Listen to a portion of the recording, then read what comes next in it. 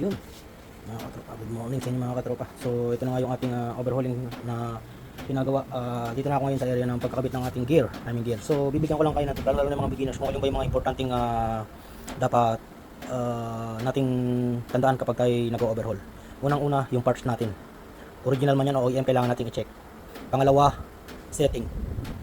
Yan, yung setting, pag sinabing setting kasi timing setting, timing gear setting, timing chain setting, lahat na setting mga katropa pag sinabing setting. Yan. Next natin yung ating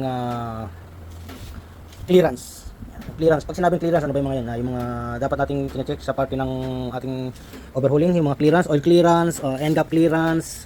Yan, mga ganyan mga katropa. Oil clearance. Yan. Yan yung mga kailangan nating tandaan pagdating sa ating mga overhauling. Tapos yung ating torque specs, yan yung pinaka-importante, torque specs mga katropa. Yan, ano lang naman, konti lang naman yun. Torque spec, clearance, setting, yun lang naman. Tapos yung parts, para sa akin, 4 lang yan. Parts OEM or original. So, although OEM, kailangan natin i-check yung clearance, huwag tayong magtitiwala mga katropa. Original, kailangan din natin i-check, huwag din tayong magtitiwala mga katropa, para sure lang tayo, lalo na yung parts na pangloob mga katropa. Ayan. So, ngayon, ito nga, at kine-check na natin, at kinakabit ko na yung timing gear mga katropa. So, yung timing natin dito, ito na. Yan. Okay naman siya, nakaset naman. Yan. Dito. Yan. Tapos dito. So yun, hindi lang masyado makita kasi malalim. So naka-timing tayo dyan. Naka-timing tayo rito, ayan. Tapos dito sa high pressure pump, ayan. Tapos yung timing high pressure pump dito, ayan. So si high pressure pump may dalawang gear yan, isang makapal, isang manipis. So laban yan mga tropa. Kumbaga meron siyang pinakalaban na ano, meron siyang tension. Itong ano na to, pwede mo natin ikabit nang hindi nakatama sa tension. So pwede naman.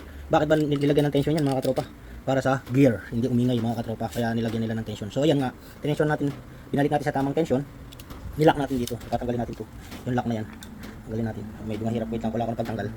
So ito, tatanggalin na natin yung ating pinaka-lock dito sa ating gear, kasi laban yan mga katropa, kahit anong mayroong ganyan, ayan oh. So wala siyang pre-play, pag inilagay nyo ng hindi nyo sinet up, so magkakaroon ng pre-play to. So yung tendency, magkakaroon ng ingay mga katropa kasi hindi siya nakalaban. Ito yung pumipigil sa mga pre-play and play, yan. Saka yung timing niya, yan, sakto-sakto, di ba? Pagka nilagyan niyo ng lock, binalik niyo sa dating pwesto. So wala siyang play. Yan. Pero kung inilagay niyo lang hindi niyo sinetting, sigurado yan may play. Tak tak tak tak tak. Yan. So yan yung pumipigil sa gear play ng ating gear. So yun mga katropa. Yan sinabi ko, importante sa atin yung parts check, clearance check, setting check, torque check. Yan. Mga torque. Mga katropa. So yan, ano na nga to, ipa-final ko na lang, tapos ko-cover natin, kumpletuhin ko na mga katropa. Yun lang naman yung pinaka-ano dyan, yung importante yung loob. Yan, ganito ito, naka-timing tayo ngayon. Pag inikot natin yan, 360 or double, triple, mawawala na sa timing yan mga katropa. Yung ano na yan, yung setting natin.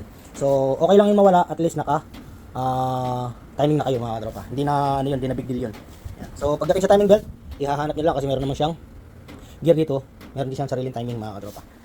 Yan, ta-timing nyo na lang siya. Yan. Kung gusto nyo, pag abang wag nyong gagalawin, wag nyong ikutin mga katropa pagka ikakabit nyo sa timing belt para makita nyo yung tamang timing mga katropa dun sa ating timing belt, camshaft, yan, pati rito sa high pressure pump. Yan.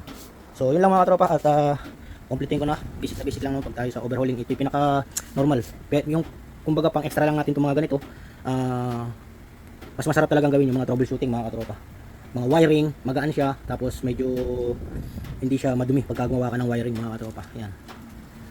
Kumbaga ito, nasisingit lang mga katropa, minsan meron talaga tayong mga customer na bumabalik at nagpapagawa ng ganyan.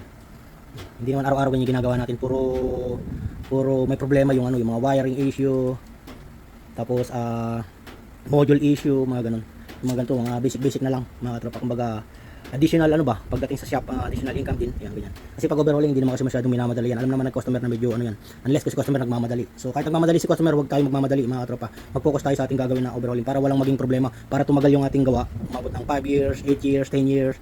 Yun. Pagdating naman sa warranty kasi rito mga katropa ng overhauling, yan, kagaya ng pag sinabi kasing warranty, yung iba nagbibigay ng 1 year, 8 months, 5 months, diba? Dito kasi depende, pag ako maggagawa mga katropa, bigyan mo ako lahat ng original parts ng gagawin nating engine. Medyo matagal yung warranty natin pagdating sa original parts. Pag mga OEM, hindi naman din katagalan din. Bigyan natin siya ng 1 year, ganyan, kasi nga OEM.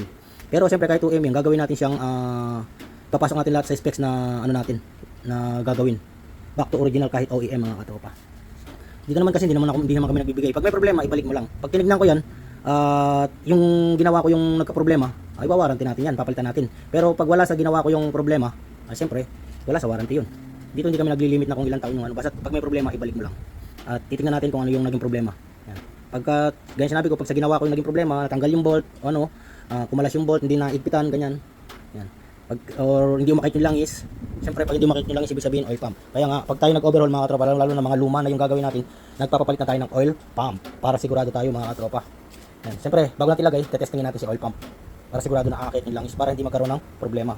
Yan. Minsan kasi, sa parts, defective. Hindi natin maiiwasan mga katropa kasi nga parts yung nagka-problema. Yung magiging ano natin dun, magpapagod tayo, bababa natin ulit, i-check natin. Marami na ako na-encounter na ganyan mga katropa na hindi sa ginawa ko yung problema kung hindi sa parts din minsan. So yun lang mga katropa about sa ating engine overhauling. Tapos na to, kukumpletin ko na lang at isasampa natin yung engine block muna mga katropa. Yung head ihuhuli ko yan dahil ako lang magsasampa.